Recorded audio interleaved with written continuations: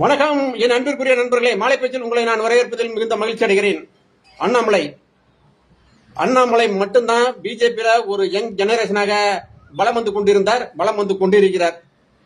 ஒரு காலத்துல பிஜேபியோட மாநில தலைவராக இருந்து ஒரு கலக்கிட்டு இருந்தாரு. அவரை திடீர்னு தூக்கிட்டாங்க. இன்னைக்கு அவர் மத்திய மந்திரி சபையில மாற்றம் ஏற்படும் பொழுது அவர் கேபினெட் மினிஸ்டர் ஆகிறதுக்கும் சான்சஸ் இருக்குது. ஆனா வதந்திகள் எப்படி தெரியுமா பரவிட்டு இருக்குது? அவர் தனியா கட்சி ஆரம்பிக்க போறார், ரஜினிகாந்தோட ஆசீர்வாதம் அவருக்கு இருக்கிறது, அதனால அவர் தனியா கட்சி ஆரம்பிக்க போறார் அப்படின்னு சொல்லிட்டு ஒரு பக்கம் புரளி ஓடிக்கிட்டே இருக்குது. இன்னொரு பக்கம் அவர் அதிமுக ஜாயின் பண்ண போறாரு, அதிமுக காரங்க அவர் வரவேற்கிறது தயாராக இருக்கிறார்கள் என்று இன்னொரு பக்கம் புரளி ஓடிட்டு இருக்குது. பாருங்க, ஒரு மனிதன் அமைதியா இருக்க விடவே மாட்டேங்கிறாங்க.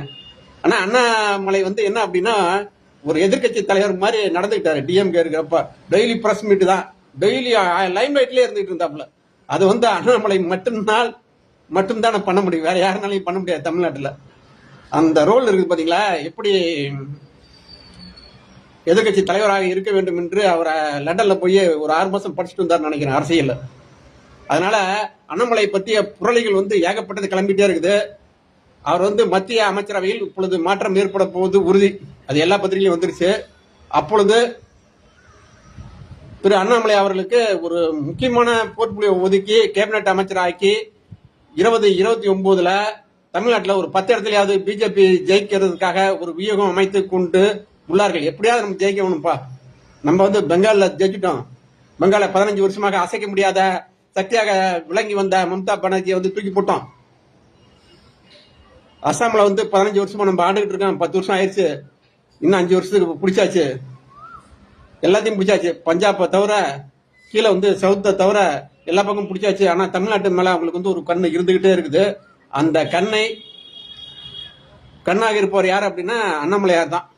அண்ணாமலை வேற எங்கேயாவது போவார? ஒரு 25 மாநிலத்தில் ஆண்டு கொண்டிருக்க ஒரு கட்சியை விட்டுட்டு அவர் தனி கட்சி ஆரம்பிப்பாரா? பொருளை கலைப்படுங்க, நம்மளால கலப்புறதுக்கு என்ன இருக்குது? ஆனா அண்ணாமலை மிகப்பெரிய புத்திசாலி. அவருக்கு யங் ஜெனரேஷனுடைய ஒரு ஆதரவு உண்மையில இருக்குது. அதுல எந்த வித மாற்றம் கிடையாது. எப்படி அதை கொண்டு போகிறார் அப்படின்ட்டு எதிர்காலத்துல பொறுத்திருந்து பார்த்தால்தான் தெரியும். அமைச்சரவையில் இடம் பெற்றால் கேபினெட் அமைச்சர்ல மிகப்பெரிய ஒரு சக்தியாக தமிழ்நாட்டில் வலம் பெறுவார் என்பது மட்டும் உறுதி. வாழ்த்துக்கள் அண்ணாமலை சார், வாழ்த்துக்கள். மீண்டும் நாளை மாலை பேச்சில் சந்திப்போம் என் அன்பிற்குரிய நண்பர்களே.